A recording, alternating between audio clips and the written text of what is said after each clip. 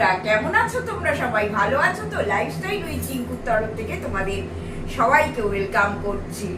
তোমরা কেমন আছো বলো? এই তো উইকেন্ড, এবার তো আজকের দিন, আজ আর কাল দারুণ আনন্দে থাকবে, এটা তো জানি। কারণ একটা ছুটি ছুটি আমেজ আর কি, যে আর যেখানে যাওয়ার কথা যাবে, বেড়াতে যাবে, ঘুরতে যাবে। সবসময় কি সংসারের কাজ, রান্না বান্না এই করতে ভালো লাগে বলো? তখন মন টন গুলো খারাপ হয়ে যায়, মনে দূর আর ভাল লাগছে না, কত আর সংসারের কাজ করা যায়। তা যাই হোক, আজকে তো আমি ভিডিওটা আরম্ভ করলাম একটু দেরি হয়ে গেল। সকালবেলা দাদা একদম আর্লি মর্নিং এ বাজার চলে গেছিল, জানো, মাছ মাংস এইসব কেনার জন্য। আবার কেন গেছিল তারও কারণ আছে, কারণ কালকে আমাদের এখানে রাম বিসর্জন। এবার সমস্ত যদি বন্ধ করে দেয় তখন মাছও পাবে না, মাংসও পাবে না, একটু চাপ থাকে, মানে পাবে না। দোকান বাজার বন্ধ করার থেকেও বড় কথা কি বলতো, মানে এখান দিয়ে বাইক নিয়ে ঢুকতে দেবে না, ওখান দিয়ে ঢুকতে দেবে না, সব কর্ডন করা থাকে, একটু অসুবিধা হয়। দাদা বলে ওইসব ঝামেলা ঝঞ্ঝাটের হাত থেকে বাঁচার থেকে বরঞ্চ সকাল সকাল চলে যাই, তারপরে আমি এসে পুজো করব, চা খাবো, যা করবো করবো। তার মধ্যে যার জন্য কি হয়েছে দেখো, একটা পটল ঝাল আমি তৈরি করে নিলাম। একঘেয়ে তো তোমরা দেখো আমি পটল পোস্ত করি, তা আজকে আমি পটল ঝালটা তৈরি করে নিলাম। যদি তোমরা এই রেসিপিটা দেখতে চাও তো বলো, আমি তোমাদের সঙ্গে দেখিয়ে দেবো। আর জানো তো আমি খুব একটা তামঝাম করে কোনোদিনই রান্না করতে ভালোবাসিও না, আর করিও না। খুব রোজের খাবার খুব সাধারণভাবেই রান্না করি। আজকে তো এই পটল ঝালটা হলো, আর আলু দিয়ে বেগুন, আলু বেগুন একটুখানি ভাতে দিয়ে রেখে দিয়েছি, ওইটাকে একদিন করে খাবে বন্ধুরা, অসম্ভব সুন্দর খেতে লাগে। একটুখানি লঙ্কার তেল করে নেবে, হ্যাঁ, শুকনো লঙ্কার তেল করে নেবে, আর যে বড়ি পাওয়া যায় বড়িকে একটুখানি ভেজে নেবে, নিয়ে তার উপরে দিয়ে দেবে, দিয়ে মাখবে ভালো করে, আর তাতে কাঁচা পেঁয়াজ দিয়ে এত ভালো খেতে লাগে না। বেশ গরম ভাতটা হবে আর ঘি, ব্যাস, আর কিছু তোমার খাবার প্রয়োজনই পড়বে না, এত সুন্দর খেতে লাগবে। তা আজকে এইটাই করছি। অ্যাকচুয়ালি এইটা আমার মনেও ছিল না। আমি কালকে আমার ভাইয়ের বাড়িতে গেছিলাম, ও একটা বড় টিভি কিনেছে আর একটা ফ্রিজ কিনেছে। আমাকে ওর মানে ভাইয়ের বউ আর কি এসে রোজই বলে যে এই কিনেছে ওই কিনেছে, তা দেখতে যাওয়ার জন্য বিশাল একটা টিভি কিনেছে। 55 ইঞ্চি, হ্যাঁ, ফ্ল্যাটে থাকে 55 ইঞ্চি, তা যাই হোক ফ্ল্যাটে থাকে। আর খুব মানে ওরা কষ্ট করে বড় হয়েছে, যার জন্য ওরা যখন বলে না তখন সেটা ফেলে দিতে পারি না, ভালোবাসি, ছোট থেকে দেখছি তো ওদের। তা যার জন্য কালকে দাদাকে বললাম চলো তো, আর সময় পাই না, ওদের বাড়িতে যাই। ওদের বাড়িতে গিয়ে কথা হচ্ছিল যে আজকে তো শনিবার, কি আমি জিজ্ঞেস করলাম কি রাঁধবি রে, কালকে রান্নার চিন্তা তো সব সময়। তখন ও বললো যে বৌদি আমাদের কোনো অসুবিধা হয় না, শনিবারে একটু দই থাকলেই হয়ে যায় মেনলি, আর তার সঙ্গে একটু কিছু ভাতে দিয়ে দিলেই আমাদের খাওয়া হয়ে যায়। আমি বাহ, ভালো আইডিয়া। ওই তখন বললো, অ্যাকচুয়ালি আমি এইটা ওকে প্রথম আমি শিখিয়েছিলাম, তারপরে ও বললো এইটা করব। তা বলার পর ঠিক আছে, দাদাও শুনে নিয়েছে। দাদা বললো যে একটুখানি তাহলে আমাদেরও ওইটা করো বলে, ওই আর কি একটা ওই এইটা হচ্ছে। আর এই দাদার এখন এমন হয়ে গেছে না, পটল ঝালটা করছি, দাদা দেখে বলছে ওই বাবা এটা খেতে পারবো তো, এর যা রূপ হয়েছে। অ্যাকচুয়ালি বেশি তেল দেওয়ার মানুষ আমি নয়, মানে একটু কষিয়ে কাশিয়ে ঠিক করে চাপা দিয়ে দিয়ে করেছি তো, একটু বেশ তেলটা রিলিজ হয়েছে ভালো। তা এই যে দেখো তোমাদের দেখিয়ে দিই, এই যে খুব বেশি তেল দিয়ে করেছি তা না, কিন্তু একটু তেলটা ভালো রিলিজ করেছে, একটু কষিয়ে কাশিয়ে করেছি। তা দাদা বাজার থেকে এসেই বলছে উড়িয়ে বাপরে, তুমি তো একে একদম লাল করে ফেলেছো, হজম করতে পারবো তো? এখন ভয় পেয়ে গেছে খুব। আমি তুমি খাও, কিছু হবে না, না খেলে ছেড়ে দাও, অন্য কিছু করে দেবো। বলছিলাম না দাদা মাছ আর মাংস কিনতে চলে গেছে। এই যে তোমাদের একটু দেখিয়ে দিই, এই যে মাছ এনেছে, গুড়জাউলি মাছ। আর দাদা এই গুড়জাউলি মাছটা খেতে না অসম্ভব ভালোবাসে, মানে বাজারে যদি পায় দাদা গুড়জাউলি মাছ কিনে আনবেই। মানে কি বলবো বলো তো, ইলিশ মাছের থেকেও দেখি গুড়জাউলি মাছটা খেতে বেশি ভালোবাসে, এতই ভালোবাসে। তা এইটা একটা মাছ এনেছে, আর এইখানে এই যে কালকের জন্য চিকেন কিনে এনেছে। হ্যাঁ, এইগুলো এবার ধোয়াধুয়ি করে ফ্রিজে তুলে দেবো। আর তারপরে আজকে তো শনিবার, চায়ের আড্ডায় তো বসতেই হবে তোমাদের সঙ্গে।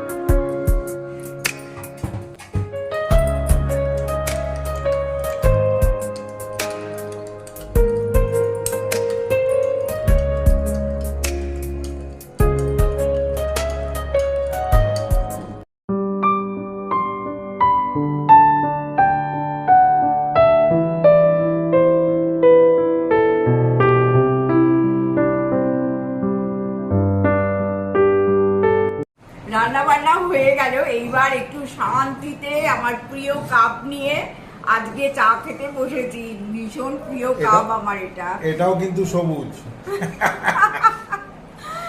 সব সবুজ, শ্রাবণ মাস মানেই সবুজ। তা যাই হোক, চা খেতে বসেছি। আর অন্যদিন যেমন তেমন যাই সাধারণ কাপে খাই কিনা, কিন্তু শনিবারের আড্ডায় একটা ভালো ভালো কাপ নিয়ে না বসলে হয়। আর আমার প্রচুর কাপ কালেকশন আছে, তোমাদের আগের দিনই বলছিলাম।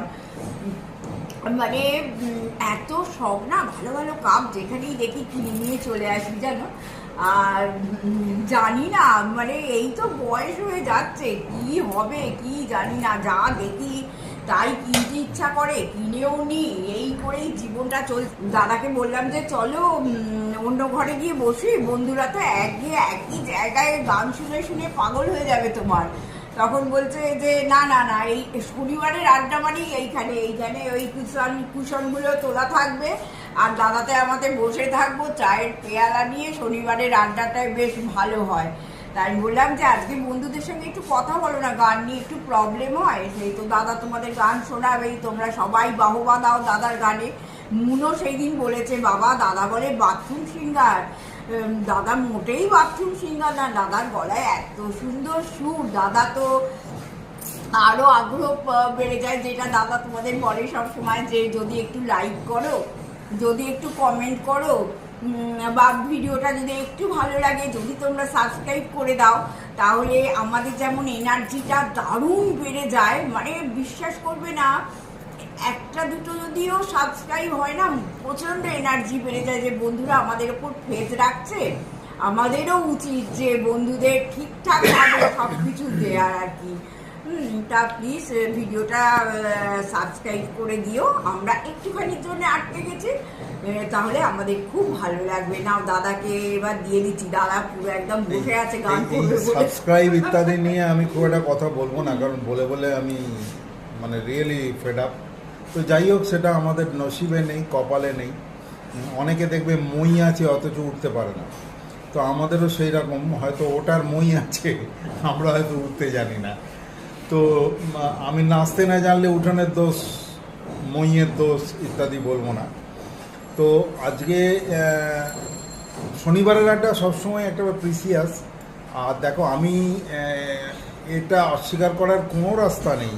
যারা আমাকে ছোটোবেলা থেকে চেনে তারা জানবে, হ্যাঁ ও তো নাটক আবৃত্তি ঠিক আছে, কিন্তু ও গান করছে, এটা তো অবাক লাগছে। তো এই যে লোকের মনে মনে হয়, যেটা মুখে বলে না, তো তার মধ্যে মুন, সোমা দিদিভাই, বেশ কিছু লোক আছেন যাদের লেখনীর মধ্যে সবাই প্রায় অলমোস্ট সবাই। রুবি তো আবার মান্নার গান হলে অত্যন্ত আবেগাপ্লুত হয়ে ওঠে, কারণ ভীষণ মান্নাবাবুর গানের ফ্যান। তো এরকম ধরনের যে বুস্ট আপ করার যে কথাগুলো, এই কমেন্টগুলো কিন্তু আমাদেরকে বাধ্য করে ভালো কিছু করার। আর মুন কমেন্ট করলেও তো করেই, তার প্লাস সঙ্গে হচ্ছে মুন বেশিটা করে ফোন করে অনেকক্ষণ ধরে কথা বলে, গল্প করে, এবং তার মধ্যে মুনের যে ইন্সপিরেশনাল ব্যাপারটা থাকে, যেটা সোমা দিদির লেখনীর মধ্যে দিয়ে আসে।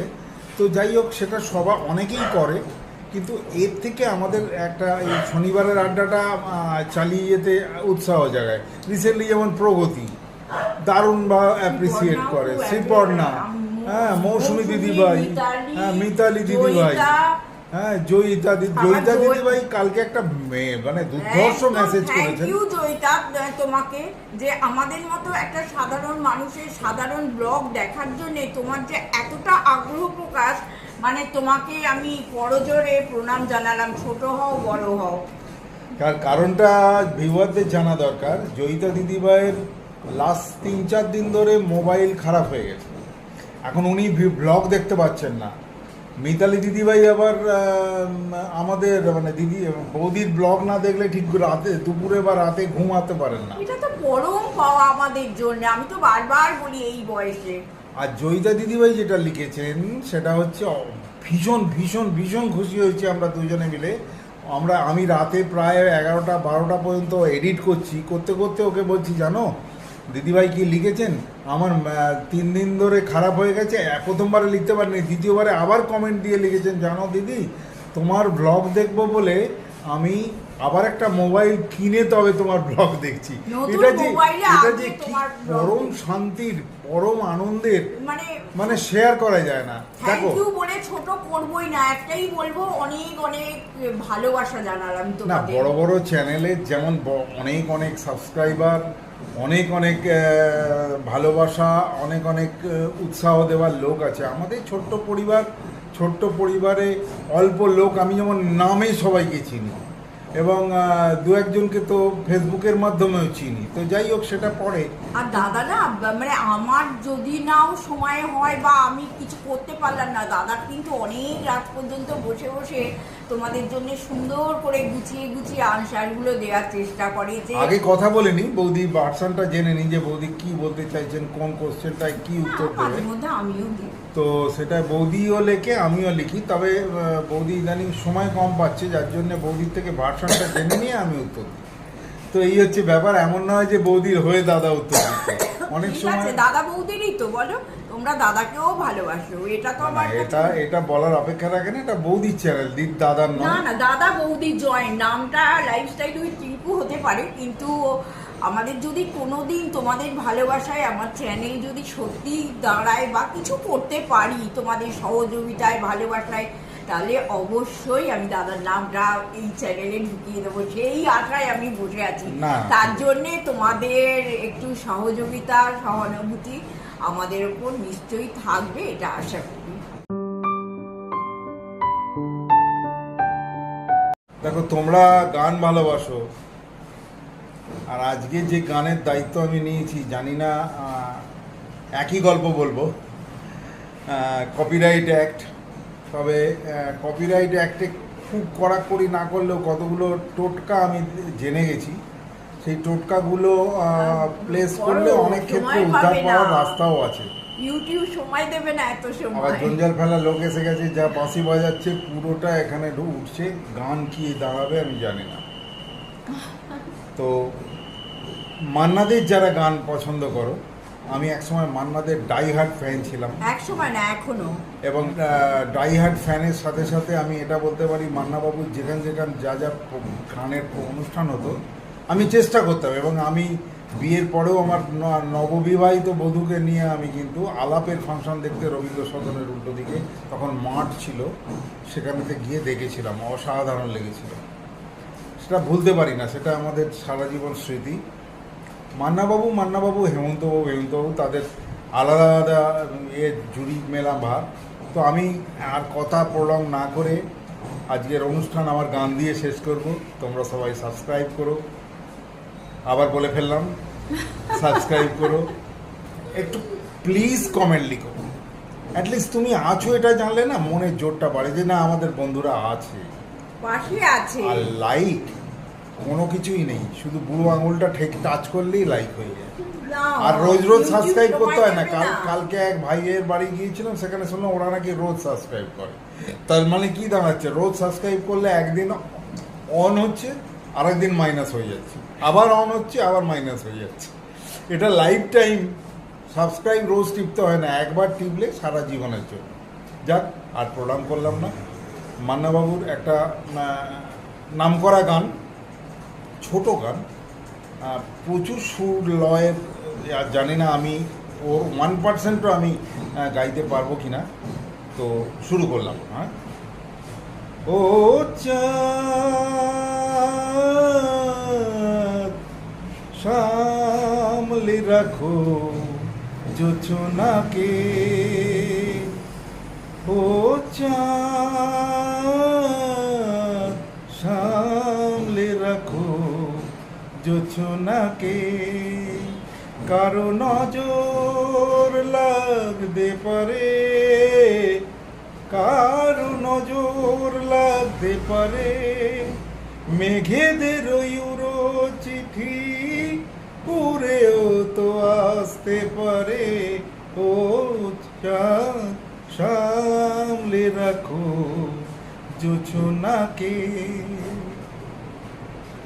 ঝলমল করিও না গো তোমার ওই অত আলো, বেশি রূপ হলে পরে সাবধানে থাকাই ভালো, ঝলমল করিও না গো তোমার ওই অত আলো, বেশি রূপ হলে পরে সাবধানে থাকাই ভালো, মুখের ওই উর্নিটাকে একটু রাখো, খুলো না কো দোহাই একেবারে, ও চাঁদ